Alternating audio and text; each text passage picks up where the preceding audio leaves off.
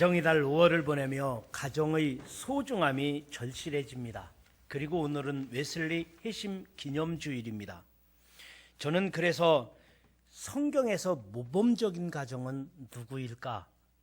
그리고 이 세대 속에서 함께 살아가는 이 시대 속에서 어떤 가정이 모범적일까? 그러면 우리 가정은 어떠해야 될까? 오늘 그것을 이 가정의 달에, 그리고 존 웨슬리 회심 기념주일을 맞이해서 여러분과 같이 말씀을 나누려고 합니다. 이 땅에 모범적인 가정은 참 많이 있습니다.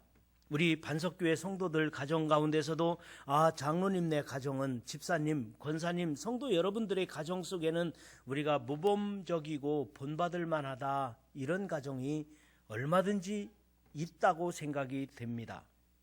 그러나 먼저 본문에서 말씀하시는 이 예레미야가 소개한 네갑 자손들의 가족은 어땠을까요? 물론 이들은 신앙적으로 완전한 가정은 아닙니다. 그리고 사회적으로 성공적인 삶을 살았다고 말할 수는 없습니다. 그러나 이 네갑 자손들의 가정은 부모님에게 순종했고, 그리고 순수한 신앙을 지켜가는, 부모님에게 순종하고 순수한 신앙을 지켜가는 그런 면에 있어서는 그래도 한 번쯤 우리가 생각해 봐야 되는, 한 번쯤 우리가 꼭 기억해야 되는 가정이 네갑의 자손들이라고 생각이 됩니다. 그리고 두 번째로 말씀드리고자 하는 것은 영국의 명문 가문에서 태어나 한 시대를 이끌었던 웨슬리의 가족입니다. 이 웨슬리의 가족은 그의 역사가 영국을 변화시켜서 대영 제국이 변화될 때까지 아주 영향력이 있었던 사람이었지만 그 역사는 미국으로 이어졌습니다. 미국이라는 사회에서 주류 사회를 이루었던 감리교회 운동, 그리고 또한 미국에서 영국 감리교회가 미국으로 넘어온 100주년 기념으로 선교를 했는데, 그 미국 감리교회가 영국 감리교회에서 미국 감리교회로 선교된 100주년 기념으로 한 나라를 택했는데, 그 나라가 어떤 나라일까요? 우리 대한민국입니다.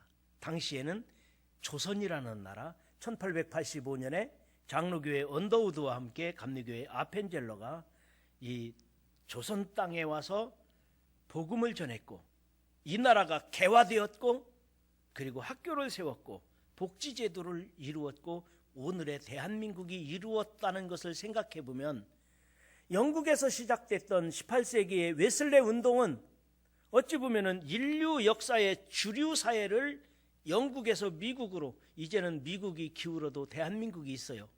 대한민국으로 이 주류 사회를 아마도 이끌어가지 않았을까? 이런 의미에서 이 웨슬리 가문은 과연 어떤 가문이었는가? 오늘 말씀을 나누려고 합니다. 그렇다면 오늘 우리들은, 나는 어떤 믿음의 가정을 이어가야 할까? 물론 노력하지 않고 이루어지는 것은 아닐 것입니다. 우리는 어떻게 믿음의 명문 가문을 만들어 가야 할까? 여러분, 오늘 말씀에 여러분 모두가 은혜되는 시간 되기를 주님의 이름으로 축원합니다. 저는 첫 번째로 말씀드리고자 하는 것은 예레미야 선지자가 자신 있게 소개하고 있는, 오늘 본문 성경에서 예레미야 선지자가 자신 있게 소개하는 네갑 자손들입니다. 성경에는 노아의 가족도 훌륭합니다. 아브라함의 자손들도 훌륭합니다. 예수님의 부모님이었던 요셉이나 마리아의 가문도 훌륭합니다. 그런데 오늘 소개되는 이 가정은 네갑 자손들, 별로 들어보지 않은 생소한 네갑 자손들에 대한 이야기를 오늘 예레미야는 소개하고 있는 것입니다. 물론 이 네갑 자손들은 신앙적으로 본받을 만한 훌륭한 면만이 있다는 얘기도 아니고, 사회적으로 성공한 사람들이 많다는 얘기도 아닙니다. 다만 이 네갑 자손들의 순수한 신앙과 그들의 부모님에 대한 존경심을 우리들이 꼭 한번 짚고 넘어가야 되는, 꼭 한번 기억하고 넘어가야 되는 이 가정의 달에 한 번쯤은 여러분들이 좀 새길 수 있기를 주님의 이름으로 축원합니다. 예레미야 선지자 당시에 이스라엘 백성들이 하나님의 말씀을 불순종하고 아무리 하나님의 말씀을 전한다 할지라도 듣지를 않는 것입니다. 그래서 하나님께서 예레미야야, 내가 내갑 자손들을 한번 불러다가 술을 먹여봐라. 그렇게 말씀하셨습니다. 내갑 자손들을 데려다가 술을 마셔보라는 것이, 마시게 하라는 것이었습니다. 그런데 이 레갑 자손들은 자기 레갑이 아들 요나답이 있는데 요나답에게 레갑이 그랬습니다. 요나답아, 이리 오너라. 내 인생은 끝날 때가 됐고 이제는 내가 너에게 중요한 것을 알려주겠다. 그러면서 레갑이라는 사람이 자기 아들 요나답에게 말하기를, 우리 후손들은 포도주를 마시지 말고 사유재산을 소유하지 말고 순수한 마음으로 하나님을 섬기고 부모님에게 순종하며 살아라. 이것이 은혜고 이것이 축복이니라 그랬다는 것입니다. 레갑이라는 사람이 자기 아들 요나답을 데려다 놓고 요나답에게 우리 후손들은, 너의 자손들은, 나의 후손들은 포도주를 먹지 말고 사유재산을 소유하지 말고 순수한 마음으로 하나님을 섬기고 부모님에게 대대로 순종하며 살거라 그랬다는 것입니다. 그래서 요나답이 자기 후손들을 모았습니다. 자기 자녀들을 다 모아놓고 말하기를, 우리 아버지께서 너희들의 할아버지가 하시는 말씀이, 우리 후손들은 포도주를 먹지 말고 사유재산을 소유하지 말고 순수한 마음으로 하나님을 섬기고 부모님에게 순종하라 하셨으니 너희들은 앞으로 대대를 물려가면서 그렇게 살지니라. 그랬더니 그 레갑의 후손들이, 요나답의 후손들이, 예 아버지, 할아버지 말씀하신 대로 우리는 그대로 순종하겠습니다. 그래서 그 전통과 그 역사가 어디까지 이어졌다고요? 예레미야 시대까지도 이어져 내려가고 있다는 것입니다. 그래서 하나님께서는 예레미야야, 오늘 35장 전체가 그 내용인데요, 35장 2절에 이렇게 말합니다. 예레미야야, 너는 레갑 사람들을 집에 가서 그들을 데려다가 여호와의 성전에서 한 방을 정해서 그곳에서 포도주를 마시게 해보거라 그랬습니다. 예루살렘 성전에는 포도주도 넘치고 예루살렘 성전에는 많은 것이 풍족합니다. 그러나 레갑 자손들은 가난하고 그리고 광야 생활을 하면서 유목민으로 살고 있었을 것입니다. 그래서 예레미야가 레갑 자손들을 데려다가 예루살렘 성전의 한 방을 택하여 포도주를 잘 갖춰놓고 마셔보라고 했습니다. 그랬더니 7절에 이렇게 말합니다. 너희가 집도 짓지 말며 파종도 하지 말며 포도원을 소유하지도 말고 너희는 평생 동안 장막에 살아라. 그리하면 너희 생명이 길리라. 이렇게 우리 선조 요나답이 아버지 레갑으로부터 받은 명령을 우리는 지켜 행하고 있나이다. 이 말씀대로 순종하고 산다는 것이었습니다. 그래서 예레미야는 유대인들에게 이렇게 말합니다. 오늘 본문 14절에 이렇게 선언합니다. 레갑의 아들 요나답이 그의 자손들에게 포도주를 마시지 말라 한 그 명령을 실행되도다. 그들은 그 선조의 명령을 순종하여 오늘까지 마시지 아니하거늘 내가 너희에게 말하고 끊임없이 말하여도 너희는 내게 순종하지 아니하는도다. 이스라엘 백성들아, 왜 하나님의 말씀을 그리 듣지 아니하는가? 이스라엘 백성들아, 선지자의 말을 순종하지 아니하는가? 레갑 자손들은 그 명령이 옳다고 생각하세요? 그 명령을 꼭 하고 싶은 말이에요? 그렇게 하고 싶은 말도 아니고 옳다고 말할 수는 없을 것 같아요. 그런데 레갑이 그의 아들 요나답에게 너는 후손들에게 이렇게 명령해라 그랬더니 요나답이 후손을 모아놓고 명령을 했더니 그 후손들이 예 아버지 할아버지 말씀대로 우리 가문은 대대를 이어서 그렇게 살지요, 그렇게 순종했다는 거예요. 그리고 그 레갑 자손들을 칭찬하는데 18절입니다. 예레미야가 레갑 사람의 가문에게 이르되 만군의 여호와 이스라엘의 하나님께서 이와 같이 말씀하시기를 너희가 너희 선조 요나답의 명령을 순종하여 그의 모든 규를 지키며 행하였도다. 성경에서 칭찬했으면 칭찬받은 거 아닙니까?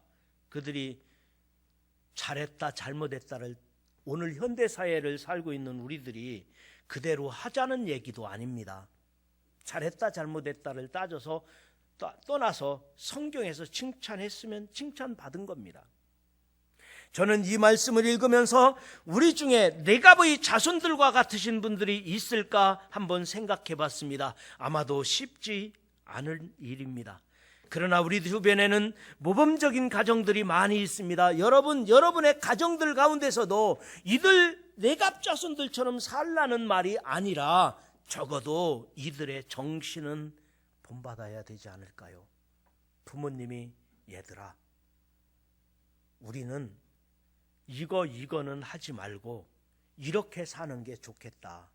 부모님이 하나님을 섬기되 순수한 마음으로 계산하지 말고 이것저것 따지지 말고 괴팍스럽게 예수 믿지 말고 정말 순수하게 예수 믿고 나를 위해 십자가 지신 예수, 나를 구원하신 예수님의 보혈의 능력을 믿고 내가 구원받은 것만도 감사하며 신앙생활하고 그리고 부모님 말씀에 순종하며 우리 대대로 그렇게 살자. 이런 말은 좀 해줘야 되겠고 이런 말씀이 가정에서 흘러내려가야 된다지 않겠습니까? 레갑 자손처럼 살라는 말은 아니지만 이들의 정신, 이들의 그 신앙의 유산만큼은 우리들이 물려받아야 된다는 말입니다. 그런데 놀라운 것은 이 레갑 자손들이요, 예레미야 시대가 3000년이 지난 시대에 지금요 3000년이 지났는데 그 레갑 자손들이 있을까요? 없을까요? 지금까지 그렇게 사는 소수민족이 있답니다. 예레미야 시대부터 3000년이 지난 지금도 레갑의 후손들이 메소포타미아의 얄로바라는 곳에서 소수민족으로 사는데 이들은 행복지수가 세계 최고치를 달리고요, 세계 최고치의 행복지수를 가지고 있고요, 이들은 포도주를 마시지 않고 청빙한 삶을 살고 그리고 하나님께 순수한 믿음으로 부모님께 절대 순종하며 사는 세계에서 행복지수가 최고로 높은 레갑 자손의 후예들이 살고 있다는 것입니다.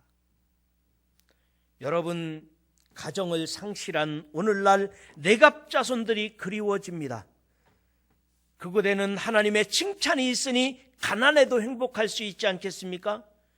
모두가 상처받은 갈등하며 사는 이 현대사회 속에서 이 레갑 자손들과 같이 야, 우리 가정은 세상이 어떻게 변하더라도 세상이 어떤 세상이 된다 할지라도 우리 가정은 이런 전통을 가지고 이런 믿음의 가정을 이루어 가자.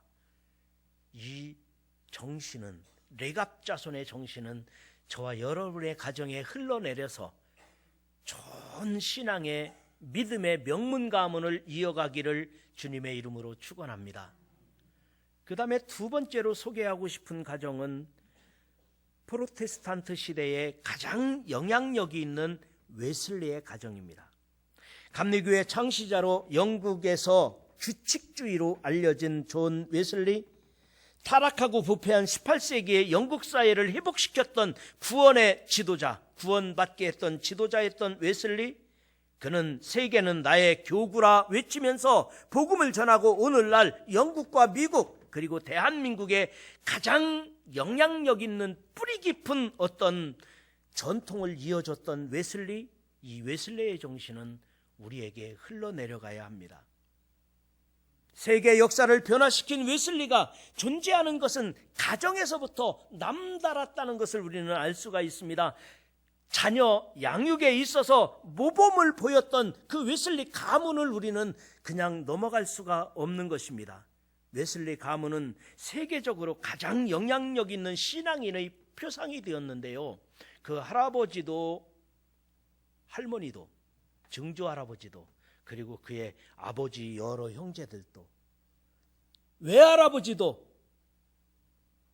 외할아버지 그 집안도 거의 다 옥스포드 대학 출신이거든요. 옥스포드 가문이거든요. 근데 이 웨슬리는 몇 남매인 줄 알아요? 19남매예요. 근데 이 19남매가 모두 옥스포드 출신들인데요, 이 아무리 훌륭한 가문이라 할지라도요, 이렇게 훌륭한 영국의 훌륭한 가문이라 할지라도 그 가운데서 가장 빛나는 한 사람의 이름이 있는데 그 웨슬레의 어머니입니다. 웨슬레 어머니 이름이 뭔지 아세요? 예, 수산나예요. 수산나 웨슬레. 그 가정은 근대사 속에서 가장 빛나는 영국의 명문 가문이지만, 그러나 그 중에서도 웨슬레 하면은 제일 많이 거론되는 이름이 웨슬레의 어머니 수산나 웨슬레입니다. 왜? 수산나 웨슬레가 이 19남매를 너무도 모범적으로 신앙적으로 잘 양육했기 때문이죠. 그런데 이 웨슬레의 동생도 찰스 웨슬레 알죠? 웨슬레 바로 밑에 동생이 찰스 웨슬레인데, 이 사람은 음악가입니다. 음악가인데 찬송가를 가장 많이 작사 작곡한 사람 중에 하나죠. 크로스비 다음으로 아마 찰스 웨슬레가 아닐까 싶어요. 미국의 크로스비, 그 다음에 영국의 찰스 웨슬레. 그 대표적인 찬송이 우리나라 찬송에 있는 찬송가가 있죠. 23장 만입이 내게 있으면 그 입 다 가지고, 이게 웨슬레 작사죠.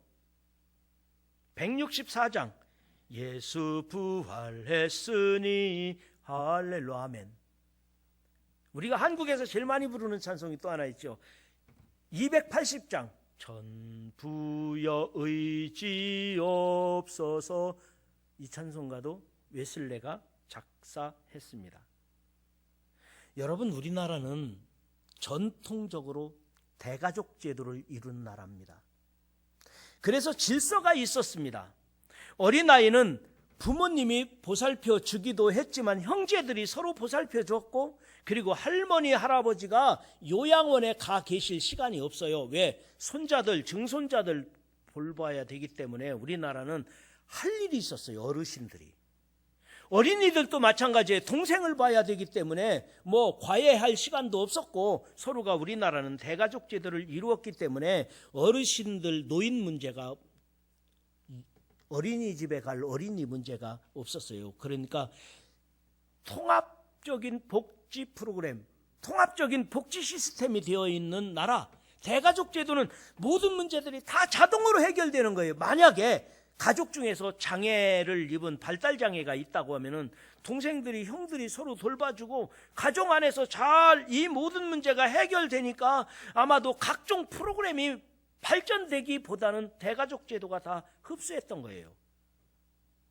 그러니까 서양 사람들이 우리 한국의 이 가정의 효도 문화를 보고 감탄을 했죠. 감동을 했습니다.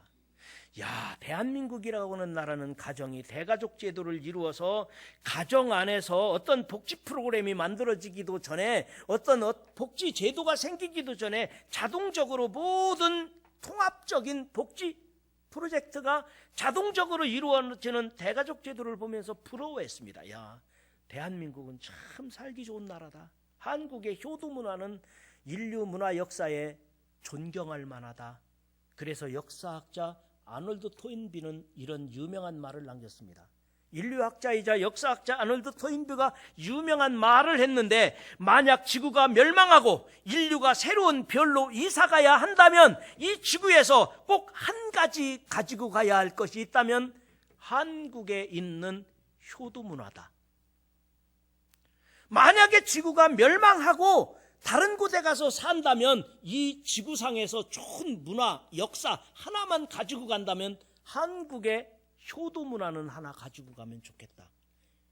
우리나라의 효도 문화가 얼마나 서양 사람들이 보기에 좋았으면, 한국의 효도 문화는 인류 문화가 다 망하더라도 하나만 산다면 한국의 효도 문화를 가지고 가고 싶다고 말했겠습니까?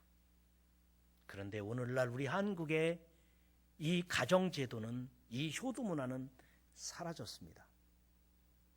불편하다는 겁니다. 우리 자녀들이 고등학교만 졸업하면 아빠 방 얻어줘요. 나 독립할 거예요.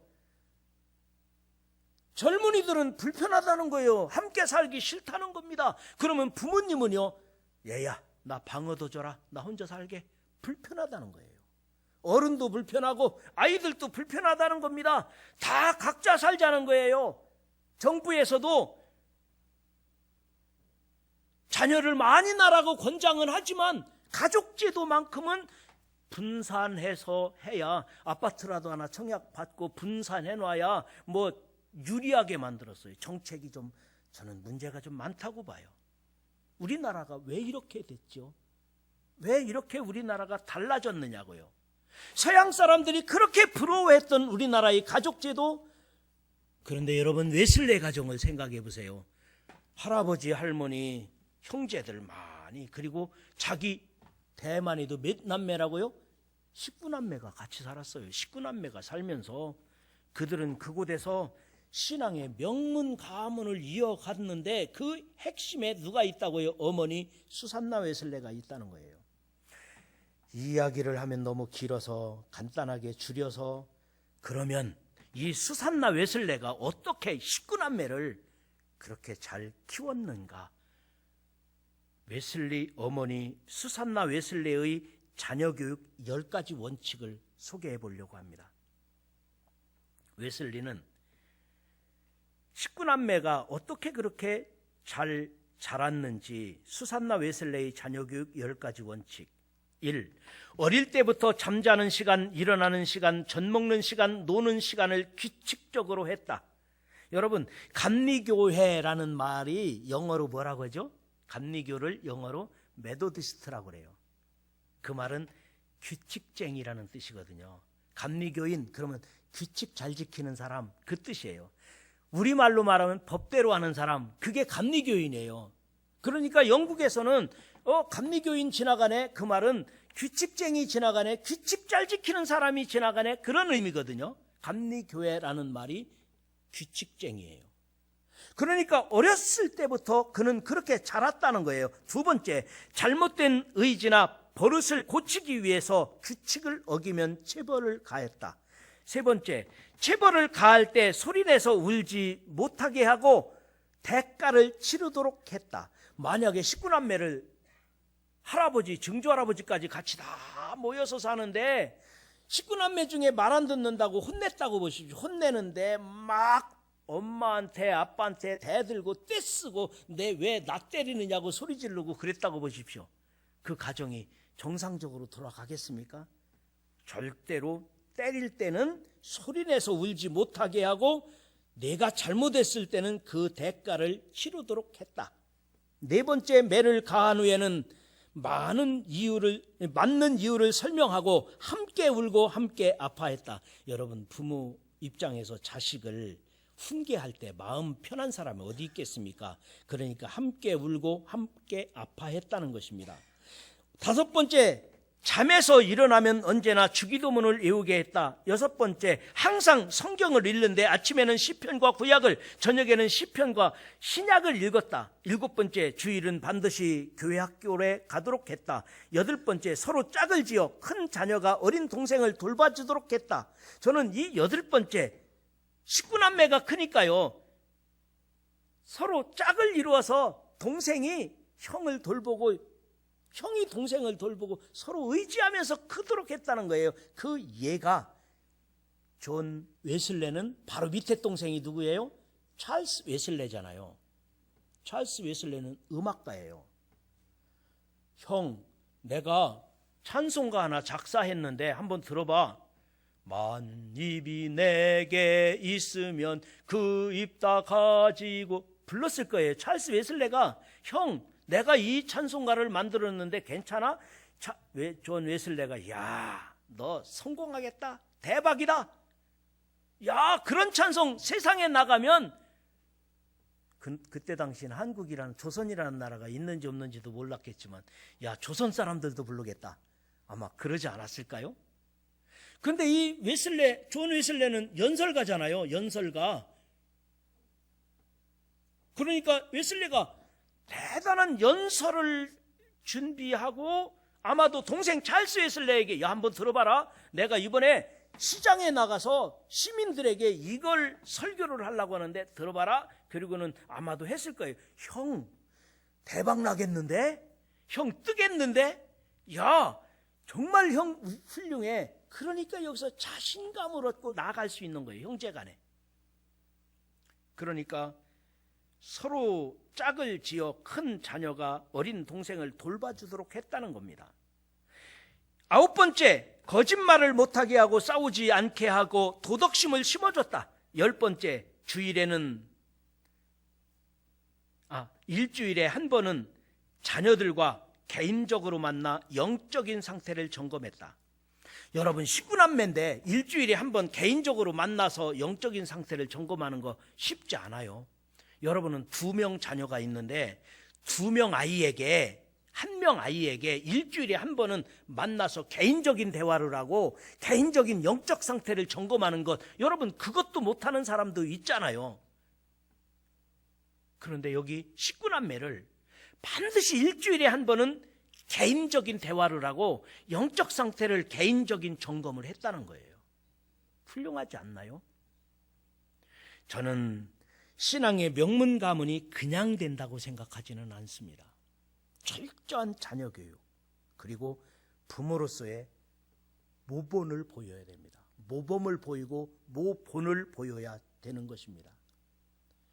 세상 교육에만 혈안이 된 오늘의 현대인들에게 이 웨슬레 가문은 정말 위대한 신앙의 유산을 우리에게 물려주었다는 사실을 우리는 꼭 잊지 마시고, 우리들이 웨슬레 가정처럼 하기에는 너무 늦었다 할지라도 우리가 꼭 한 번은 신앙의 명문 가문을 이어가기 위해 내가 무엇을 할 것인가 한번 기도하고 한번 다짐하고 여러분이 본을 보일 수 있기를 주님의 이름으로 축원합니다.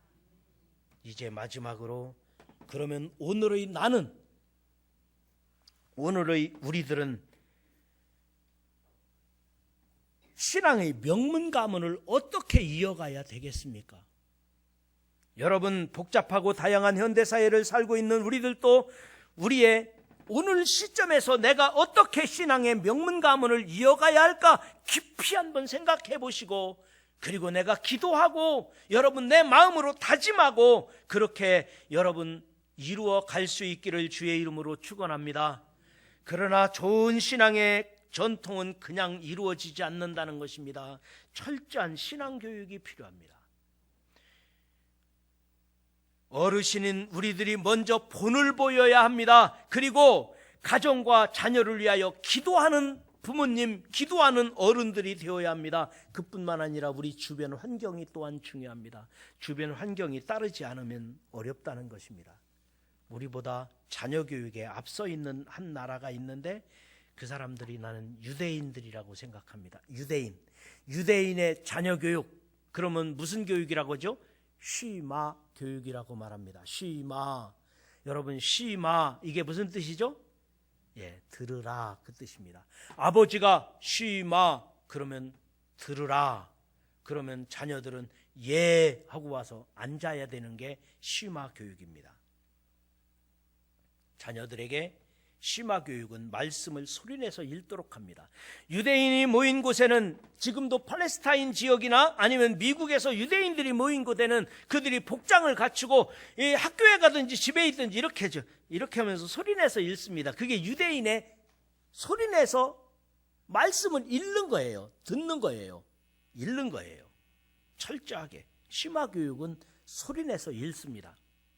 그리고 말씀을 이마에 붙이고 손목에 감고, 그리고 들어가는 문설주마다 문 기둥에다가 그 말씀 상자를 붙여놓습니다. 말씀을 떠나지 않게 하는 거죠. 하나님의 말씀을 떠나면 죽는다. 하나님의 말씀을 떠나면 내 영이 잘못된 길로 갈 수 있다. 그래서 철저하게 말씀 교육을 시키는 겁니다.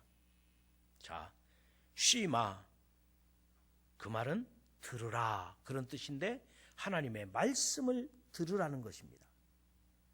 그리고 엄부, 자애라고 말하죠. 자애, 엄부라고 말합니다. 자비로운 어머니와 엄격하신 아버지 밑에서 교육을 받는다는 말입니다. 유대인의 자녀 교육, 그것 또한 우리에게 때로는 그게 정답이라고 말하지 않았어요. 성경이 아니에요. 그러나 교훈이 될 수 있습니다. 또 한 사람, 여러분들이 많이 들었던 얘기지만, 많이 알고 있는 얘기지만, 신앙의 거장들의 교훈은 한 사람을 더 소개한다면 미국의 부호였던 록펠러 가정은 소개하려고 합니다. 어떤 사람은 록펠러를 말하면 그가 세계 최고의 부자가 되기 위해서는 얼마나 가난한 사람들을 착취했을까? 그렇게 삐딱하게 보는 사람도 있습니다만, 그러나 그 말이 틀리는 건 아닙니다만, 그러나 록펠러 하면은 어머니를 그리워하는, 어머니를 그리워하고 어머니의 교훈, 어머니의 유언, 우리에게 많이 알려져 있어요. 인터넷에 들어가서 록펠러 하면은 어머니의 교훈, 어머니의 유언 이렇게 많이 나옵니다. 그가 세계 최고의 부자, 그거 이전에 뉴욕에 가면 록펠러의 고향 교회인 리버사이드 교회가 있는데, 이 리버사이드 교회에 록펠러 어머니의 유언 10가지가 있습니다. 저는 그것을 읽어드리려고 합니다. 록펠러가 그 어머니의 유언 10가지를 지켰고, 그렇게 살았더니 33세에 백만장자가 되었고 53세가 되었을 때 세계 최고의 부자가 되었습니다. 그가 기록해 놓은 리버사이드 교회 앞에 있는 록펠러 어머니의 유언 10가지. 1. 하나님을 아버지로 섬겨라. 록펠러는 아버지가 일찍 돌아가셨습니다. 아버지가 안 계셨지만, 육신의 아버지는 떠났지만 하나님을 아버지로 섬겨라. 2번째, 목사님을 하나님 다음으로 섬겨라. 즉 목사님과 좋은 관계가 깨지면, 목사님과 좋은 관계가 형성되지 않으면 복받는 길이 열리지 않는다는 말이었습니다. 3. 주일 예배는 반드시 드려라. 4. 오른쪽 호주머니는 항상 11조 주머니로 하라. 5. 아무도 원수로 만들지 말라. 원수가 없을 수는 없습니다. 그러나 원수가 있다면 반드시 손해보는 때가 있다는 거예요. 그래서 원수를 없게 해라. 원수를 만들지 말라. 원수가 없을 수는 없지만 살다 보면 원수 같은 사람이 있죠. 그러나 이 원수는 반드시 손해보는 날이 있다는 거예요. 원수를 만들지 말라는 거예요. 6. 아침에 목표를 세우고 기도하라. 7. 잠자리에 들기 전에 하루를 반성하고 기도하라. 8. 아침에 꼭 하나님의 말씀을 읽어라. 9. 남을 도울 수 있으면 힘껏 도와라. 미국의 뉴욕은 수도세를 안 낸다고 돼요. 물값을 안 내는 나라. 그 왜 안 내느냐고 했더니 록펠러 재단에서 그 상수도 사업을 다 하고 전 시민에게 지금도 안 내지만 후손 대대로 수도세는 우리 재단에서 다 내기로 해서 수도세, 즉 물세를 안 내는 도시라고 하더라고요. 특이하죠? 그러니까 남을 도울 수 있으면 힘껏 도와라. 아마 어머니의 유언을 실천한 거예요. 그 있는 재산 다 뭐 하겠어요? 그 많은 재산 다, 물론 착한 일을 해서 벌었든지 나쁜 짓을 해서 벌었든지 그거에 대해서 우리가 말하고자 하는 게 아니지만 어머니의 유언을 그대로 물려받은 거예요. 그래서 뉴욕이라는 시가 얼마나 큽니까? 미국의 수도인데 그 시 전체 물세를 안 내는 나라라고 하더라고요. 그리고 마지막 10번, 예배 시간에 항상 어디에 앉아라? 예, 많이 들어봤죠. 부흥회할 때 많이 들어봤죠. 많이 들었던 얘기예요. 너무 많이 알려진 내용이니까요. 예배 시간에는 항상 앞자리에 앉아라. 10가지 어머니가 유언을 했고 록펠러는 평생을 이거 지켰다는 거예요.